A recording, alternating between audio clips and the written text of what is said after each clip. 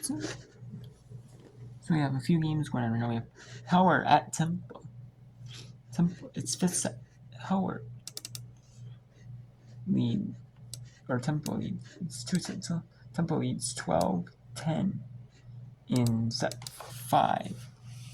We have West Virginia and Texas Tech 1-all in set, or 1-all in set, 3-all actually in set 3 or 4-3. Now West Virginia Texas Tech 1-all in the third set. Texas A&M number 6 on the SCN Network Plus has they're up 2 sets in Florida. Florida's up 16-14 in set 3. LSU and Georgia on the SC Network feature match. They're up as tight as a piece. LSU leads 10-6. Texas up 25-18 at Auburn, and so on.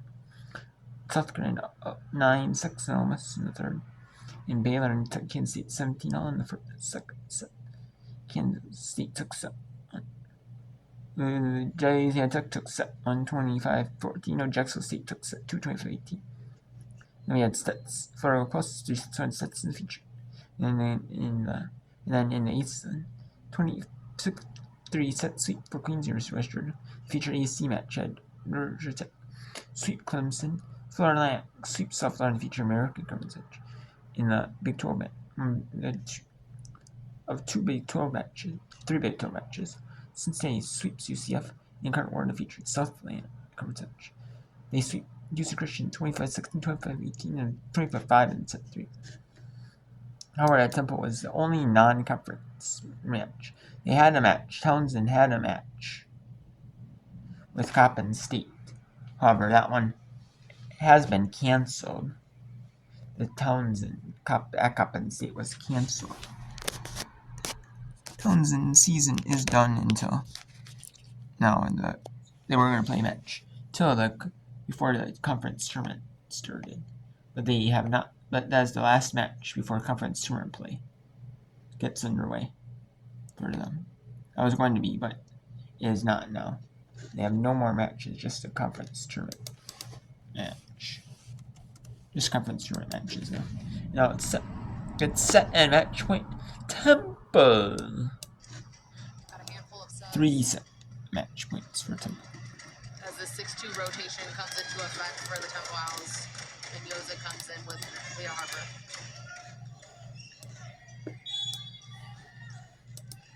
Lexi Yoza with Temple at match point. They go up for James into the net, and Temple wins it. The Owls come back. And the Temple Owls beat the Howard Bison 5. Misconnection from Lauren Brooker. She cleaned it up a little bit, but after that, a 3-0 run by Georgia. LSU will call their first time out in set 3. 11-9. LSU over the Bulldogs, and every Saturday, Marty and McGee and SEC Nation will get you ready for football and SEC game previews and the latest news from around the conference. They'll be right here in Athens, starting at 9 a.m. Eastern, 8 a.m. Central. Both shows are right here on the SEC Network and the all-new ESPN app. I mean, this is the time of year when you start to have that crossover season where you go from football and volleyball to basketball, and you have just so many events throughout the week. It's got to be a fun time in Athens right now. So much fun, and it's also fun for sports fans in general. You turn on the TV, there's something to watch every single night. I mean, you go from basketball one night here in Segment Coliseum, where Georgia men's and women's basketball get going. It's the final home match for Georgia volleyball, Georgia football in action this weekend. I mean, they got themselves a unique task this upcoming Saturday night, a top 10 matchup against 10th ranked Texas. I mean, everywhere you go, as you mentioned, Anthony, there's always something going on and something to watch on television. So much going on. And this is the best time of year for volleyball fans specifically. Entering the postseason goes right up until before Christmas. It's so much fun. You really start to see those stars come alive at this point in the season. And then you also add the return of the All-State SEC volleyball tournament to add in. It's like a nice taste before you get into the NCAA tournament. The tournament that Georgia is trying to get in, currently on the bubble. Down 11-9 on a 3-0 run coming out of the LSU timeout. And to stay on that bubble and to stay in that conversation, This is one that Georgia really, really needs. So they need to fight their way back in this match as quick as possible. Play resumed. Ellerton to serve. Washington blocked, and that's how Georgia keeps this run going. The blocking coming back around. 9 blocks so far, and it's no surprise that the blocking is starting to heat up again when you have MK Patton on the right side, just doing an incredible job in every aspect of the game so far this match. Patton and Tori Harper on the block assist. Tigers out of system. Free ball by Robinson. On the outside, making a 5-0 run, and the Dogs tie it up at 11. The connection between Chloe Ellerton and MK Patton on the right side just has been so dominant in this whole entire match.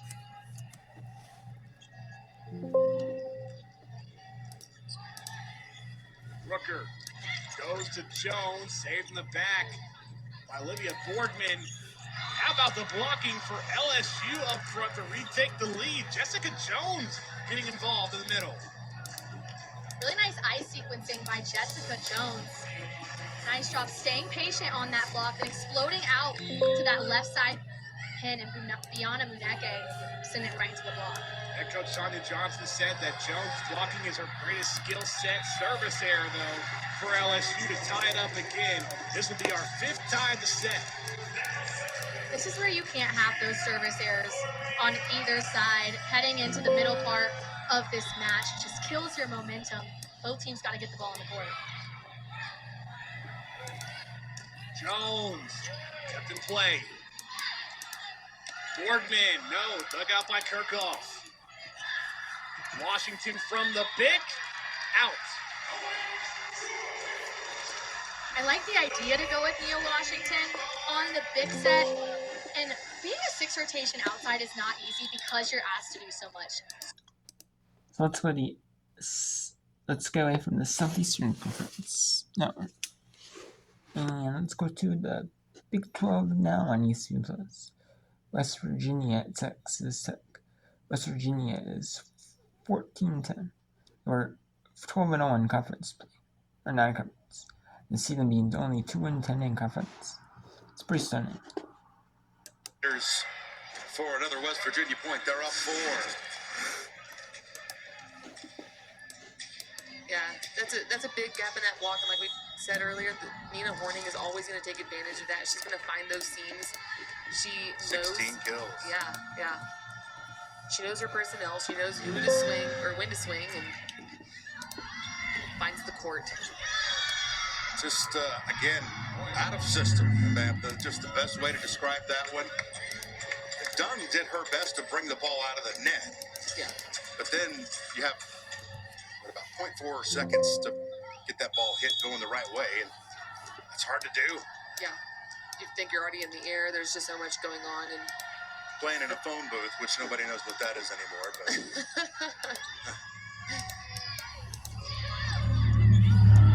still comes up in sports every now and then. That's laying out. Off the shoulder of Smotherman, and she just kind of froze mentally, I think. yeah. Didn't know what move to make. Yeah, she was right there. She was in the right spot. She just kind of froze up. Didn't get where she needed to be. Hands up. But Betts, man, what a hustle over here. Keeping the ball alive for West Virginia. 45th match played for Finn Voldingen, started her career at Louisville. Just played 3 matches there in 2 years. As there's an answer by Engler for the Red Raiders. Or was it? Did it hit the pin? Yeah, it did. Okay. That's another point for West Virginia, and they're on another 3-0 scoring run. So it's emergency time now. Yeah. First to 15 for West Virginia. They're up by 7. Yeah, I didn't expect. Let's go to Conference USA, the feature Conference USA for Wednesday night to showcase some more teams to showcase different matchups in the conference. This one is when they're showcasing 13 all and 13 Jacksonville State, 7 all 7-7 in conference play. Louisiana Tech is 8-21 in conference play.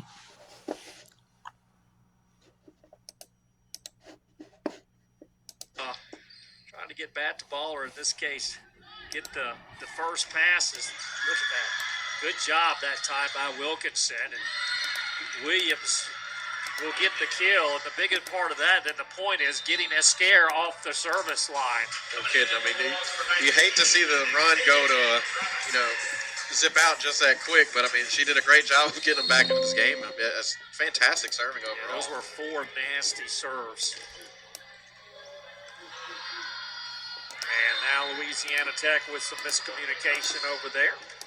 Point for the Gamecocks, 5-4. Maybe even a lack thereof on the communication part.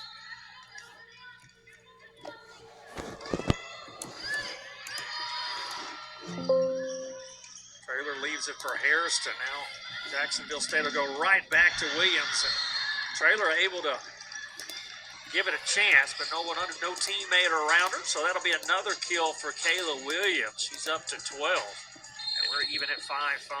Can't be upset with that look either. I mean, you're getting a hand on the ball. You're at least making it playable. It's just one of those ones that happens so fast. It's hard to get another body to it.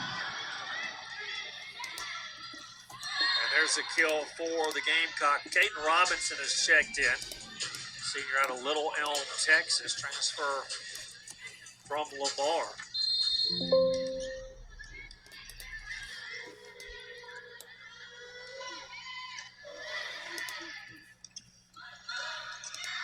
Nice dig off a good attack by Bonifacio.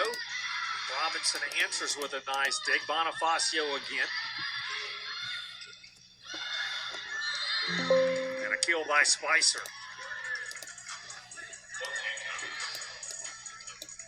So that's 4 in a row for the Gamecocks. They've trailing 5-3 to leading 7-5.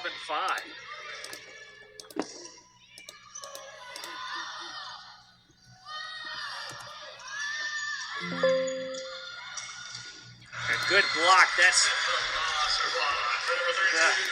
Hairston, Gabby Hairston, along with Zari Gillespie. And I think after those 2 miscommunication balls of just dropping in front of everybody and not being able to play it, they needed this to kind of pull the momentum back for them. And a kill by Williams. Nothing Caden Robinson could do about that one.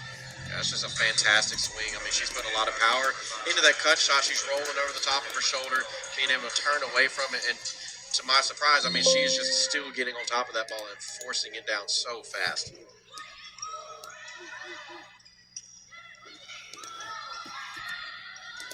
Middle attack by Spicer. Good job by Hairston. Now Williams. And there's an attack error by Hairston. Well, just to put it in perspective, Kayla Williams has 29 attacks so far in this ball game. For Louisiana Tech, the most by any player is Julia Bonifacio with 9 and Megan Cooley with 9. So that just tells you how Jacksonville State feeds Kayla Williams. We're going to feed it back to a commercial break. Gamecocks lead 9-6.